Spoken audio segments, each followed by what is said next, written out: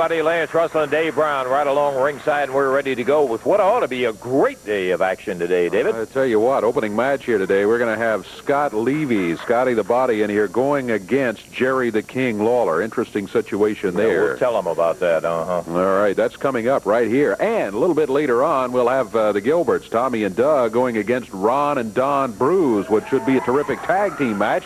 Later on, you'll see gorgeous Gary Young and Max Payne. You will also see the Nightmare, Ken Wayne. Cuban Assassins will be here. Scott Steiner, Ricky Nelson will be here today.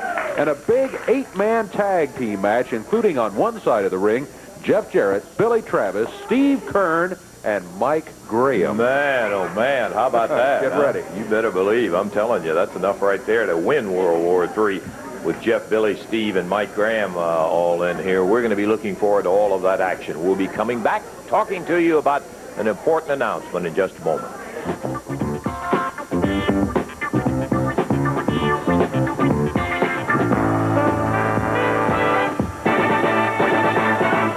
Against Scott Levy, and that is going to be an interesting match, to say the least. Jerry Jarrett was scheduled to be out here with a very, very important announcement. I talked to Jerry a little earlier, and the plane is running late. He may be coming in before the program is over. We certainly hope so, to make the announcement. It is of such importance involving the career of Jerry Lawler that I want to let Jerry Jarrett make the announcement. Well, the King will be out here. I don't know whether he'll have anything to say later or not.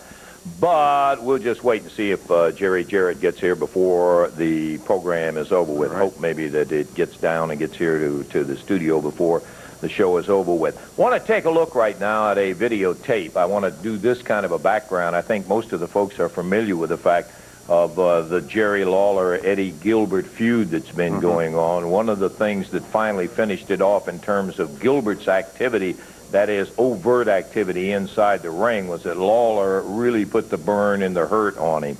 And following that, Gilbert came out very plainly and bluntly and said he is looking for bounty hunters to come in here, willing to dip in his savings for $25,000 to anybody who can re-break the leg of Jerry Lawler. Jerry, of course, was hurt very badly in his leg in a battle with Joe LeDuc some years ago, and Gilbert is under the impression that a leg break is going to put Jerry out for good. That's going to be the end of the career. The first person that he hired to come in was the world heavyweight champion, Curt Hennig, to go against Jerry Lawler and go for that leg. Let's take a look at some of the highlights of that action. Pay particular attention to the end of it.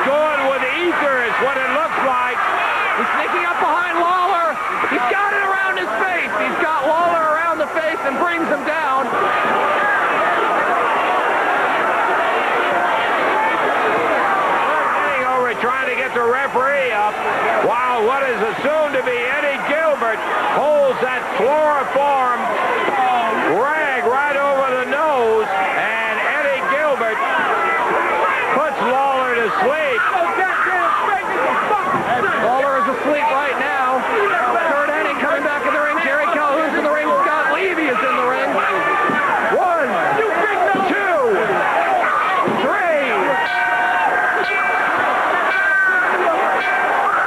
Yeah, the official win went to Kurt Hennig in there. I've asked Scott Levy to come out here. Scott hadn't been in the territory too long, and I just flat want to come out and ask it in no uncertain terms about it. You involved yourself in that match. You really had no business being in there whatsoever. How much did Eddie Gilbert pay you to go get involved in that match, Scott? Well, Lance, he didn't pay me any money, Lance. You mean you got involved in that match and Eddie Gilbert did not pay you anything at all? No, I didn't say that, Lance. I didn't say he didn't pay me anything. He didn't pay me any money. Oh, he didn't pay you money. Well, what in the world did he pay you? Well, we had a sort of an arrangement. An arrangement? Come on, Scott. We've got a lot of people out here involved. When you're a professional wrestler, you're a public figure now. What kind of an arrangement are you talking about? Well, he offered me a date with Missy Hyatt. He what? He offered me a date with Missy Hyatt. He offered you a date with Missy Hyatt. He got you involved, turned your back on some friends. You got up in the ring on the promise of a date with Missy Hyatt. Well, she is one of the world's most beautiful women, Lance. I mean, have you had the date yet, Scott? Was it worth it? No, we haven't had the date yet, Lance, but it's coming up. Oh, you haven't had the date. You know, the match was a week ago in Memphis, Tennessee, and you haven't had the date yet with Missy Hyatt. But you know, oh, yeah, you're a great one. Are you trying to say that Gilbert's reneged? What are you trying to say? Are you trying to give us a bad name or All what? I'm trying to say is, what are you trying to do to a nice young guy that comes in here? No, Scotty knew the deal. Scotty, all you have to do is get in the ring and beat Jerry Lawler 1, 2, 3. That's all you have to do because, you know, Jerry Lawler's so easy to beat because Hot Stuff Eddie Gilbert beat him so many times. You've got a match with Lawler up there. You're going to find out exactly. Go in there and beat him 1, 2, 3. I know you can do it, too. I know he can do it, too. And you're telling me that the date that you're going to have with Scott Levy is contingent on him beating Well, let's go to the ring right now. Missy Hyatt. It's contingent on Scott Levy beating Jerry Lawler in the ring right now. Is that correct, Missy? Oh, yeah. It's going to be so easy for him to beat Jerry. And that's what you've told Scotty, that it's going to be easy to beat Jerry. Yeah, anybody can beat Jerry Lawler. Famous last words of a fool, as George Strait once said. Jerry Lawler, Scott Levy off and running in a battle here that has a little bit more significance than just a match right here on television. Lawler does not like the young man, all because of Missy Hyatt and Eddie Gilbert. Oh, he wasn't doing anything that any other red-blooded American man would do. That from Missy Hyatt. Jerry Lawler with him. He puts him down. He's going for another pile driver on Scott Levy.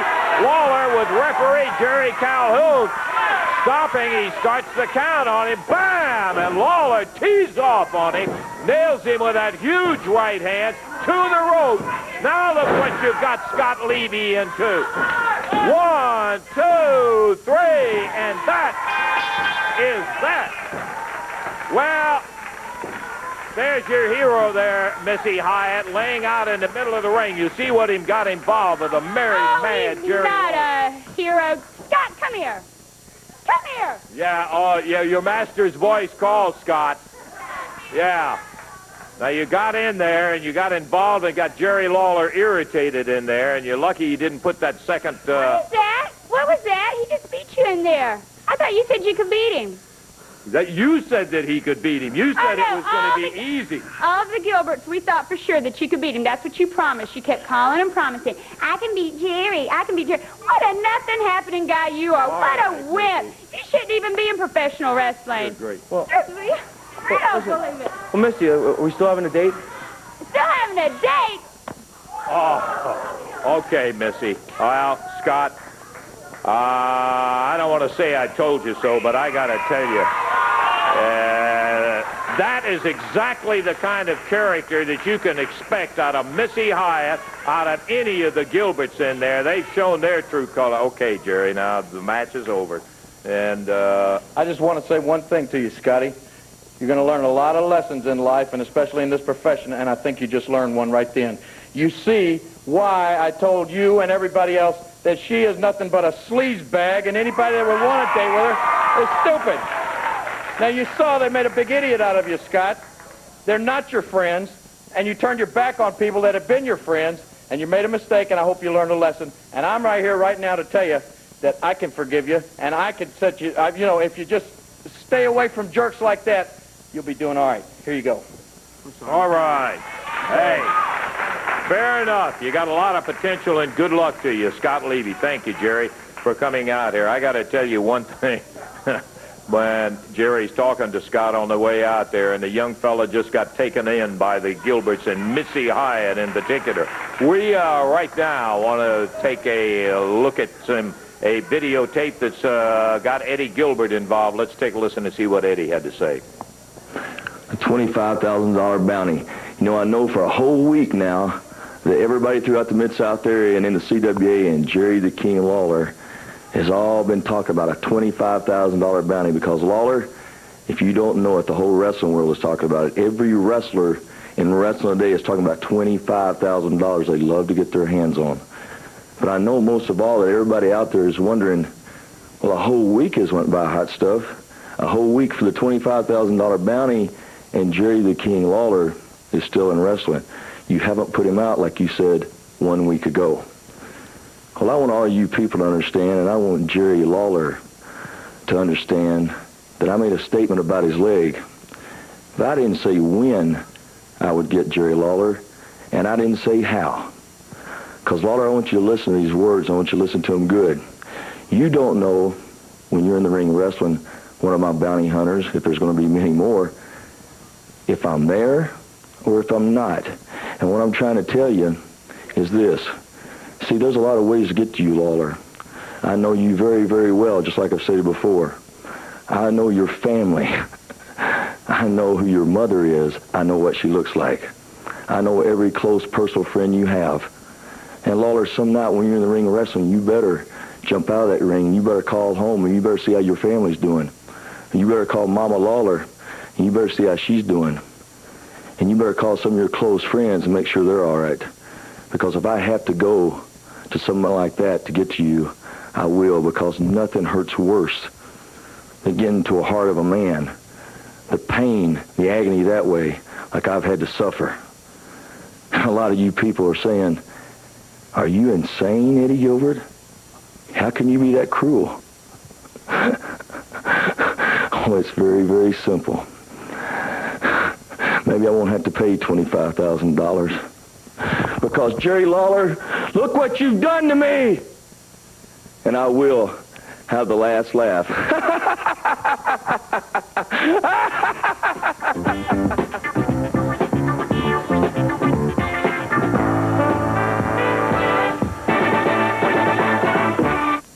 Wednesday night, Evansville Coliseum. Boy, a great card lined up. But additionally, the last three matches are going to be dream matches, and I think you wrestling fans know the kind of stipulations that can bring out. Let's bring Jerry Lawler right in here, because the final match is going to be Jerry Lawler against Max Payne, and if you win it, it's kind of a double reward. Well, they came to me and they said, if you could have any kind of stipulation on a dream match of yours, what would it be? And I came up, I sat down and I thought, and I said, well, the match that I'd like to have most is a match in which I could get my CWA title back around my waist. So then I had to go against Max Payne. But I also said, if I won this match and got my belt, I'd also like another little special stipulation, and that would be 5 minutes in the ring with Missy Hyatt. And they had the coin toss, and I happened to win it, so I get that dream match Wednesday night right here in Evansville. Max Payne, I beat him. All I got to do is beat him, and I get the CWA title back, and then 5 minutes in the ring alone with Missy Hyatt, and I'm going to do some damage. Full 10-minute time limit match coming up right here. The Gilberts, Doug and Tommy out of Lexington, Tennessee, going against Ron and Don Bruce out of Apopka, Florida. Referee Jerry Calhoun says, let's go. It is Don Bruce starting against Tommy Gilbert. Okay, the match, Dave, obviously at the 1 fall 10 minute is a non-title match. The Bruce brothers hold the AWA Southern Tag titles, and we're delighted for them. Ron is back in action again. That's Don in there right now, but Ron is the one that got his head messed up and busted open where he had to lay out about a week. But he's back in action and feeling good. We were talking to him before the show got started today, and he's ready to do at it. Reversal by Tommy Gilbert gives him the advantage. Not in a pin position. Both of them working on the arm. Now, Don Bruce. Oh, Tommy Gilbert broke away. It's back to the corner. Out of the hole. That was the main thing for him at that time. Yeah, look at the height advantage he's got. Yeah. When you see him when they tie up that they have on most of the guys they're in there against. Big, good-looking athletes, I'm here to tell you. They have really come along fast. I think most everybody knows it, but we'll repeat it for those few who may not, that this team of Ron and Don Bruce were high school buddies of many of the Sawyer Brown, the great gold record, gold album singing group, and they're the ones that really footed the bill for them to train and to get them into professional wrestling. And Mark Miller and all the guys at Sawyer Brown got to be very, very pleased the way these young fellas have come along. I tell you, they're holding the belts. That says a lot right there. And they won them from a couple of tough guys, too. Yeah, Missy Hyatt out here at ringside. What has she got? She just handed something to Tommy Gilbert. What is that she's got? It looks like a big corn dog stick. It may be metal the way she was handling it, that's taped up, as Tommy Gilbert has it in the back of his tights. We can see it. There it is right there. But the referee cannot see it. Tommy's still on the outside of the ring, and as long as he stays out there, well, I don't know. He may be getting ready to pass it off to Doug. There's a tag. Tommy Gilbert going in. Watch out. Uh-oh. He took it out and jabbed it right smack in the throat of Ron Bruce. And again, he uses it. Referee Jerry Calhoun coming over to tell him to stay off the throat. But the referee does not know what he was on the throat with, Dave. He hasn't had any idea of it yet. It's a disqualification if he does. Again, look at Tommy Gilbert jab Ron right in the throat. He pulls it out of his tights again and goes after Ron Bruce. And now yeah, he passed it off to Doug Gilbert, didn't he? Yeah, he sure did. Now Doug's got it. Here comes Doug in after the tag. Tommy distracting the referee as he's arguing with Jerry Calhoun. Doug Gilbert, big elbow, puts Ron down in the middle of the ring. 1 fall, 10-minute time limit match. The Gilberts, Doug and Tommy, going against Ron and Don Bruce in a non-title match. Front face lock. I wonder if Doug Gilbert, I bet he does. We can't see it, though, so... He definitely had a choke on him. He had that hold down across the throat, not the chin. Whether he was using that foreign object or not, we couldn't see. Tommy Gilbert now with a front face lock on.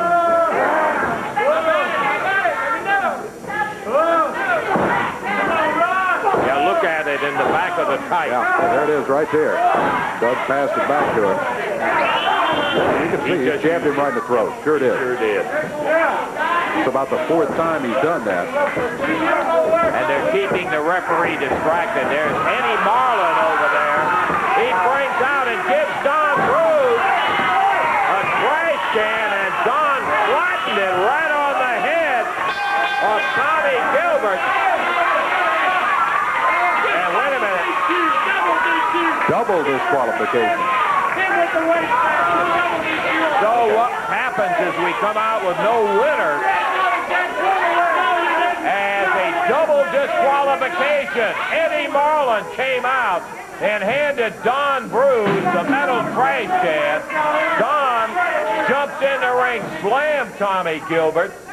The referee saw the trash can and was going to disqualify the Bruise brothers, but also saw the item the Gilberts had in there, and it ends up in a double disqualification. No winner in the match with the Bruise brothers and Tommy and Doug Gilbert. Okay, right now we want to take a listen to what the World Heavyweight Champion Curt Hennig has to say.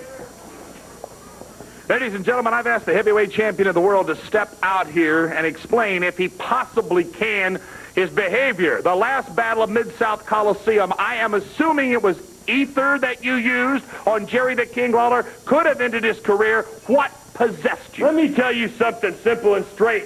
Jerry Lawler, Eddie Gilbert called me up. You put him in the hospital, and he called me up, and he said, "Cool, Curt, I need some help, and I need Jerry, the so-called king of wrestling, eliminated." Well, what happened in the Mid-South Coliseum, Jerry Lawler? Yeah, you were eliminated. You were laying flat on your back, and I thought that a king was supposed to be somebody that people followed and looked up to. Well, Jerry Lawler, you didn't look like much of a king when you're on your back in the middle of the ring, motionless.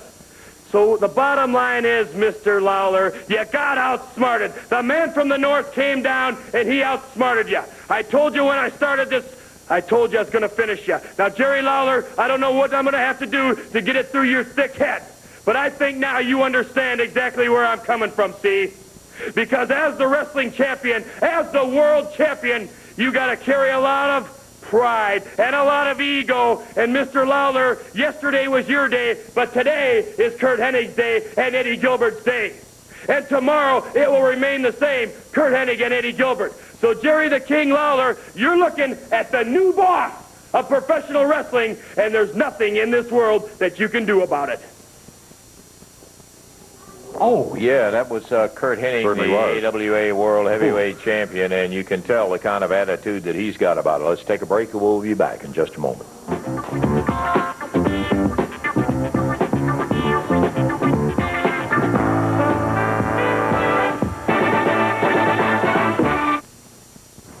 Take you a quick second here to tell you that on Sunday, May the 1st, Fort Knox, Kentucky runs again. Sadowski Fieldhouse, 3 p.m. We'll have more on that as we get closer to it. Thursday, May the 5th, Pekin, Indiana, at the Eastern High School. You can save $1 by getting your ticket in advance on that particular match. Now, let's take a look at all the action coming up. Wednesday night, Coliseum. Boy, I love this night. U.S. Junior title match will be underway when the Nightmare Ken Wayne goes against Scott Steiner for that title. Tom Brandy with Kenny Dees in the corner will be facing Brickhouse Brown with Brother Ernest in his corner. Then starts the dream matches. Doug Gilbert and Gorgeous Gary Young won this one. They want a hospital elimination match with Jeff Jarrett and Billy Travis. Eddie Marlin wanted a stretcher match where you have to be carried out on a stretcher against Tommy Gilbert. And finally, Jerry the King Lawler won the choice on this one. He wants a CWA heavyweight title match with Max Payne, and if he wins it, he gets 5 minutes with Mr. Earlier, Jerry Jarrett, owner of Jarrett Promotions, was supposed to be here right at the top of the show. He was running a little late. I'm glad you made it before the show was over with, Jerry, because you got a big announcement for him. Yeah, I sure do, Lance. But right before I came out here, Randy Hale said to make it real brief. We were tight on the program today. So I'll try to make it as brief as possible, but it's so significant, it's hard for me to get in a hurry when I'm talking anyway. Jerry Lawler has been my friend. I've been a big fan of his, even when I was years ago when I was wrestling against him. You know, you develop a respect for your opponent. And because Jerry's one of the great ones, and I don't have to remind the people, Jerry is probably the only wrestler that I have ever heard of, or certainly wrestling today, that has wins over every former champion and every current champion that there is in the wrestling business today and during his wrestling career. And that's a unique distinction without being the champion. The champion, right. It's been one of the great frustrations of his life. I've been with him all of his wrestling career, and I know how bad he wanted that title and how bad we all wanted it for him. But wrestling belts are something that sometimes evade people, no matter how talented they are or how good they are. And Jerry's reached a point in his life when he came to me and he said, Jerry, I want one more match. And if you can get in touch with the guy in your organization, if you can line up a match with Hennig, I either want to be the champion or I'm going to let that be my retirement night. Now, of course, this was startling to us, and after I can't go into all of the conversation we had concerning it, but Jerry's reached that point that he either wants to climb that very tip-top of the mountain or he wants to sit back and let somebody else do it. So we as a company, when we're faced with these kind of things, have no choice. It's not a pleasant event to promote. But because of our relationship with Jerry and because I know what's in his heart, we're going to do the best we can to do it. Now, the match has been signed. It'll be Jerry Lawler against Kurt Hennig, and it'll be May the 9th. The thing that we're going to try to do is bring in some people that night to make it almost This Is Your Life Jerry Lawler, if that's possible. I don't know who all we can get. One thing for sure we're going to do, we're going to have a party for the fans. We're going to set up what we call a golden circle, the first 3 or 4, depending on the demand, 3 or 4 rows of ringside. And those fans, after the matches, will have some refreshments and a party. And it'll either be one of 2 things. It'll either be a victory celebration party like you've never seen, or it'll be a farewell to Jerry Lawler party. And Lance, I know how special Jerry is to you and how much of a part of your life he's been. And I wouldn't make any bets, but let's just hope with everything we've got in it that party after the matches, May the 9th, is a celebration party. Yeah, really. Randy wants me to hurry, so I'll be telling you more about it later on. Okay, that's May the 9th, just so we got the date in mind. Okay, Jerry, thanks for being down here and bringing us that news, I think. I know Jerry and I have talked about this on a good many occasions, and it's just one of those things that finally you reach a point in your life where you figure, well, it's now or never, and I think that's the point that Jerry got to. Okay, we got more action coming up. We got a dandy coming up. We've got Max Payne, and well, we got Brickhouse, and we got Brother Ernest coming out here. Yes, we do. Brickhouse Brown, Brother Ernest Angel. Let me tell you something, Lance. Ever since I came back, people been wondering what's my intention. Testify. Well, all I've been waiting to do is stick my nose in somebody's business. And let me tell you something right now. I understand some money going on around here. Eddie Gilbert got $25,000 he want to get rid of. Well, ain't no need for everybody to come from all over the world, Eddie Gilbert, when the man you need is right here under your nose. Now, everybody knows I can take Jerry Lawler out. I'm the man for the job, and $25,000 can ease my mind. I thought about robbing a bank, but that's a serious crime. So let me tell you something right now, Lawler. $25,000, I'll slap my mom in the face, and you going down. And Tom Brandy, you just been a stepping stone, sucker. Yeah, well, great testimony there. Oh, just from the tips of your toes. Yeah, really, from the tips of my toes, bam. That's what I would like to. Okay, what do you say? Let's go to the ring, Davey. We got another match coming up here. Hey, we got, yeah, looking great. Gorgeous Gary Young in here, and Max Payne stepping up onto the ring right now and getting ready to go against him. A couple of guys across the way that have in mind to put him on the mat. Talking about Tom Brandy out of Chippendales, New York City, and the Nightmare Ken Wayne. What is this, David? Kenny D. Kenny D. Kenny D, a manager of note. The last time we saw Kenny in here, he was with the Snowman. Yeah. We're ready for it. Bell time. Here we go. Tom Brandy starting out against gorgeous Gary Young. Kenny is over in the corner. Looks like of Nightmare and Tom Brandy. He's hanging around there. Well, yeah, he's all around. Looks like he wants to talk to Brother Ernest, but he's not having much success zeroing in on him. In the meanwhile, in the ring, hip toss by gorgeous Gary. Drops the big elbow. Nice drop kick from Brad. Ernest, I've come a long way. Kenny D's got his finger pointed and his feet headed in the same direction, right at Brother Ernest Angel. Said he came a long way to get him. Brother Ernest doesn't even know who he is. He's walking around there. I think he is. Where did he come from? You go have a conversation. He'll tell you who he thinks he is. Kenny D, who is a rather outspoken, verbal and physical manager. I don't know exactly what his relationship with the match, but he said he came a long way in here to get to talk to Brother Ernest, and he's trying to have a little conversation with him. The Nightmare, Ken Wayne, U.S. Junior Heavyweight Champion, tags out to Tom Brandy. I see the same thing going on. Who's this sucker right here running around in the white suit? Brother Ernest doesn't want to find out. I can tell you that. Brother Ernest up in the middle of the ring as Kenny D zeroes in. Gorgeous Gary Young steps in between Kenny D and Brother Ernest. Dave, I don't know what in the world has happened. Whether the referees just stopped it or what. I don't know if he just stopped it or double DQ'd him here because Brickhouse went after Kenny D. Kenny D ducked out of the way, and he hit Gorgeous Gary Young. Ken Wayne pops Brickhouse. Ernest is the first one to take off. Kenny D chasing. No match. No match.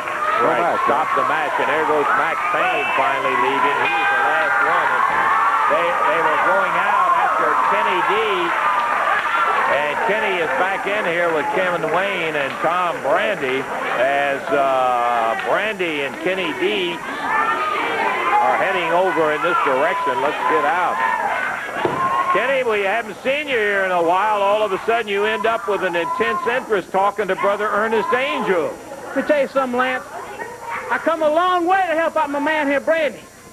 You know what the D stands for, Lance. Don't worry about it. Brother Ernest! You think you're a Christian leader, boys? I think you are. Let me tell you something, partner. And you too, Tom Brandy, and everybody else in the CWA area.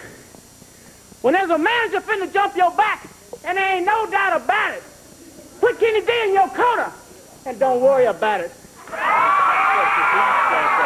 So you got in touch with Kenny? The time finally came. I got the man I wanted.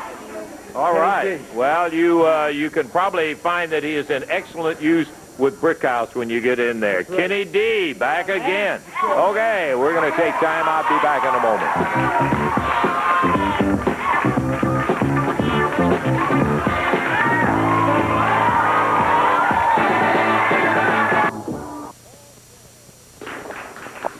Okay, we're going to be back up in the ring with more action with the Cuban Assassins in a moment. The King. Lance, I know I'm not supposed to be out here right now, but I just wanted to come out. I stood back there and I watched Jerry Jarrett, and he kind of, he was talking like at somebody's funeral or something like that. I want, everything that he said is true. I did talk to him about the situation, and you know my feelings on that. I think the fans all around this area know my feelings on that. I said last year that if I didn't win a world championship by the end of 1987, that I would call it quits, basically. And I'm didn't win the world championship, and I'm still hanging in here. I'm just I'm not trying to hide anything. I'm 38 years old, and it's funny when you hear people in their 30s talking about retiring and everything, but it's just that championship has meant so much, and it's been a long, frustrating road trying to chase that title. And I just, I told Jerry that if I could get one more shot at it, if I didn't get it, then I think it's time to kind of step aside and let somebody else take some shots at it. So that's what we're looking at. But all of a sudden, Jerry Jarrett's got me retired and in an old folks' home, and I just want Jerry Jarrett, and I want everybody else to realize that I feel real good about this situation, and I want it to be an upbeat and a positive type thing, because I know now that I'm going to have to put my nose to the grindstone, some serious training, some serious film watching, some serious taking this thing, because this is, it's either going to be, once I set a date, May the 9th, it's either going to be, hopefully the end, it's either going to be the end of a career or hopefully the start of a really good new career. And what I'm planning on doing is being the world heavyweight champion and not being retired. So I just want everybody to realize that I got some unfinished business to do before I step aside out of professional wrestling. One of them is taking care of Eddie Gilbert and Missy Hyatt, and I'm going to do that right away. And the other, Lance, is winning the World Heavyweight Championship. It's eluded this area. It's been time. The fans, there there aren't any better fans in professional wrestling anywhere than they are right here in this Mid-South area, Lance. And I think they deserve a World Heavyweight Championship right here. And I've tried and tried to give it to them, and I'm going to try one more time. And believe me, I'm going to do my dead level best. Hey, I got to ask you one question. I know we're in a hurry, but I want to say this. Jack Nicklaus found it out in golf. Arnold Palmer found it out, a lot of the guys. I know as you have been successful, you get outside interest in business. It takes 100% concentration. Are you ready to really maybe let some of those outside interests slide and put your 100% back on getting that title? Well, yeah, I hope, I think I am. That just remains to be seen. There are, as you said, Lance, a lot of other things. There are other things going on. This particular television show right now, a lot of the fans don't realize, but has now gone nationwide. It's on national cable, FNN Score. There's another secret a lot of people probably didn't realize. Gordon Soley, I would put right up there with Lance and Dave as one of the top announcers anywhere in the wrestling world, is sitting he's right upstairs right now in this building. Gordon Soley is doing commentary on this show, and it's being seen all over the country. And as a matter of fact, my show, Lance, the Jerry Lawler Show, is going to be picked up and put on a national cable. So there are a lot of other things going on, but all this is exciting.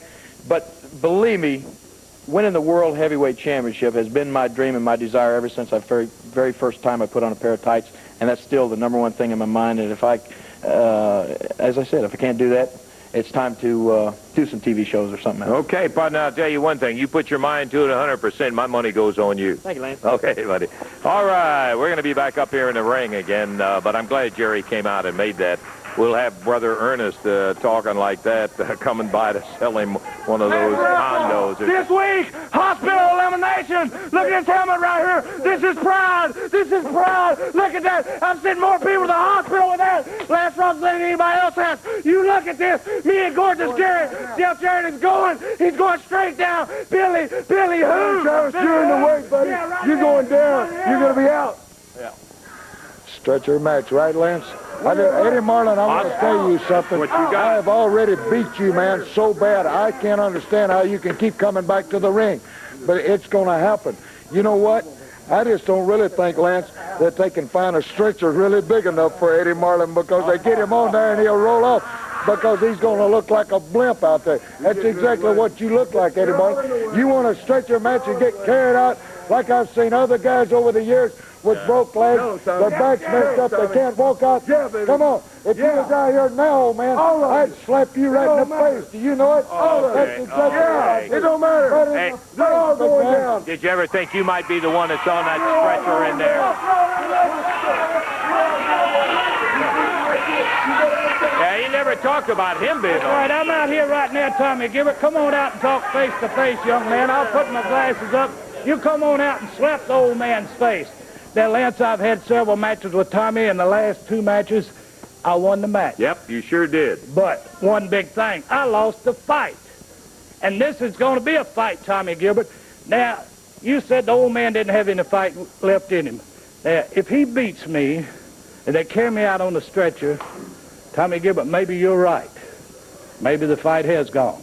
But, on the other hand, if I beat you, Tommy, you will have to say that the old man has still got some fight left in him, and I'll guarantee you I'm going to prove it to him. Golly, I believe that, too. Let me tell you guys, you know that in this hospital elimination, if you get beat in a fall, you don't go back to the corner and wait for the next tag. You go back to the dressing room. It's then 2-on-1. Tough kind of a match. You know, Lance, I can't wait for this match. Well, we didn't get into wrestling to win any beauty contest, so you guys, you're going to get your head busted. Gary Young, you stuck your nose in the wrong business. Ronald McDonald looking punk. And we'll tell you Monday night, we're going to take care of you. That's right, Lance. I think you were saying something about falls. Well, falls don't count. Doug Gilbert, you look like a stinking goof out here with your football helmet. This ain't football. This is professional wrestling, brother, and you better be geared up for this fight, because you don't get... The only way to get eliminated is get your head busted open, and myself and Billy are going to eliminate both you goofs. All right. We have just heard from both sides of it. We're ready to go to the ring right up here now. As the Cuban Assassins, a rugged team that we remember them from a while back, but we haven't seen too much of them around. They were scheduled for a Southern Tag title defense. That one had to be delayed for the fact that Ron Bruce was injured. And so they're still standing in line looking for that title shot. Okay, Dave. All right. The Cuban Assassins from Havana, Cuba, at 466 pounds. Across the way at 470 pounds total weight. From Detroit, Michigan, Scott Steiner. And from Knoxville, Tennessee, Ricky Nelson. This match one fall, 10-minute time limit. And it is Scott Steiner starting against one of the Cuban Assassins. These Assassins we've had once before on Championship Wrestling, and they were non-stop action for the entire match. Scott Steiner backs the Assassin under the ropes, fires him across the way, leaps over as he comes by, and then ups him down with a drop kick. Good action by Scott Steiner. Steiner and Ricky Nelson. A couple of very fine-looking young. We've seen him in some tough matches. They're in one of the tough ones here today. Steiner had a cover, but he couldn't make it stick because the other Assassin popped him in the back with a boot. Look at that shoulder. Man, pushed him out and popped him back in and nailed it on him. Did it again that time with a clothesline. Assassins make a tag. Steiner off the rope, runs into a vicious clothesline. Look at the Assassins. Quick tag.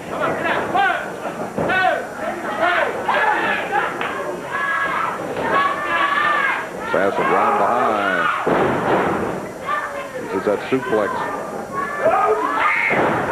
Scott Steiner moved out of the way. He's over to the corner. And here's our first official look at the match at Ricky Nelson. All of them in there now. Both Assassins. Ricky Nelson, Scott Steiner. Nelson with a good drop kick. The Assassin put Scott Steiner out of there. And now it's the other Assassin and Nelson going at each other. Nelson rolls him down off the rope, shoulders it down. The other Assassin from behind got him with the upper arm. They're always ready to do that, aren't they? Oh, boy, I tell you, that double team is tough. It's going to be tough to get a 3 count on them as quickly as they are into the ring to help out their partner. Nelson being held up by one of them. The other one got him with the back of the open hand and now comes in with a right fist. Scott Steiner trying to help his partner out. And again, we've got all 4 of them in the ring. Referee trying to get it down to 1 against 1 again. Round and around they go. Slammed into each other by Nelson and Steiner. And Steiner and Nelson once again with all 4 in there working on them individually. Big drop kick from Ricky Nelson as the referee finally gets Scott Steiner out of there. And the legal one is Assassin number 1. He's the shorter of the 2. He's holding Ricky Nelson. Number 2 jumps on the rope and puts the elbow right down on Ricky Nelson. There's a cover by the Cuban Assassin. 2, 3, got him. 2 minutes, 37 seconds, and the Cuban Assassins know they've been in a battle, but they come out of here with a victory. 2:37 the win for the Cuban Assassins. We've got more. We'll be back with it in a moment.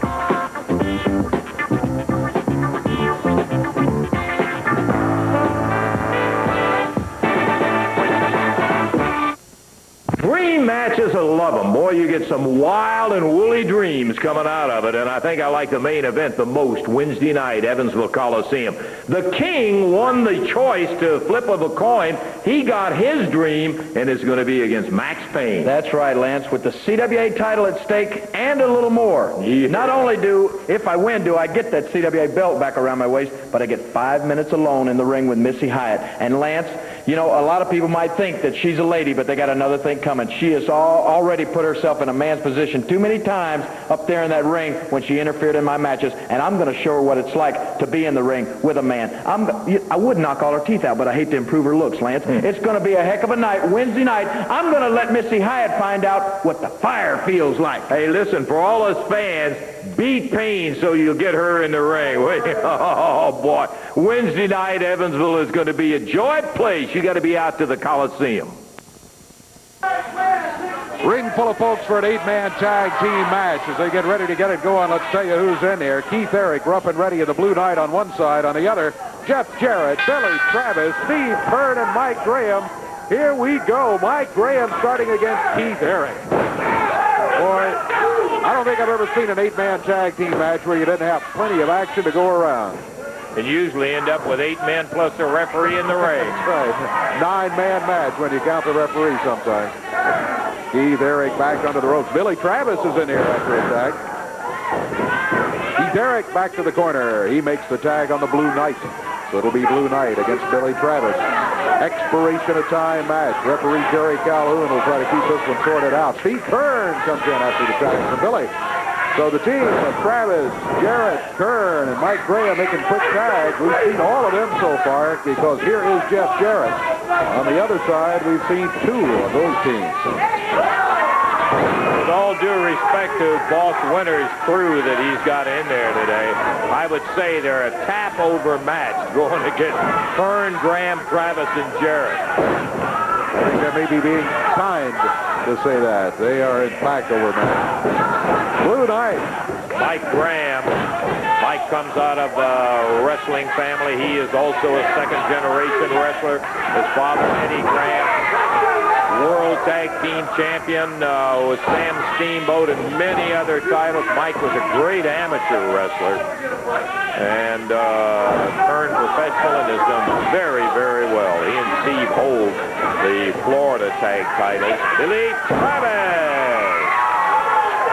Well, the Blue Knight has really had that leg worked on the entire match.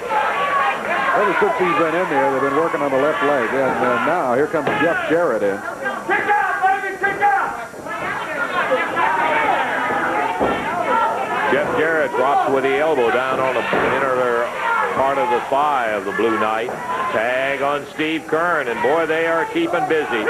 Steve grapevines that leg. Look out! Hops it down, and the Blue Knight will be hobbling. Kern with a good move on it. Mike Graham takes the tab, and Mike comes in. Looks like he's trying to roll him into a half crab. And the Knight, at the same time, is trying to make it to the corner, stretch just a little more to get a tag on either Rough Reddy or Keith Barrett. As he fought him off, he split it and went to the outside with a toe hold. Mike Graham shot in the eye. We're about 60 seconds away. Oh, boy, look at this. Man, when that turn grabs a hold of you, it's really, you are tagged on. The rest of them trying to run in. Jarrett and Travis trying to keep them out. This looks like it's going to be it. Steve Kern with the sleeper gets the victory in the fall for his team.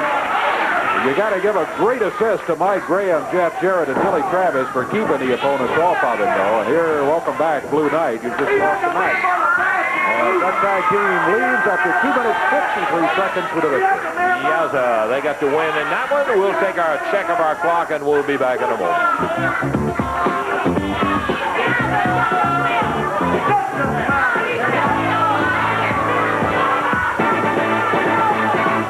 Scott Huddleston from Portland, Oregon. Congratulations, Michael. I also want to give you the question for this week. Name 3 former football players who turned to professional wrestling as a career.